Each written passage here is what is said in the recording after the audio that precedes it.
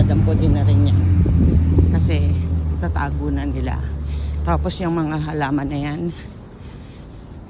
kalagitnaan ng fall, lagas na yan. I will show you next week kung ano na yung itsura niyan.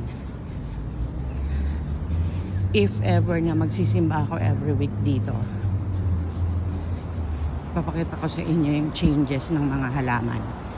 Yung mga puno na yan, mag-yellow. Mag-yellow daw. Hindi, magba-brown pala. Hanggang sa malaglag na yung mga dahon. And during winter, wala na silang dahon.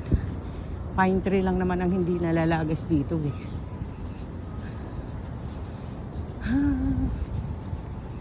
Hope you're having a good day. Kasi ako, no matter what, it will be a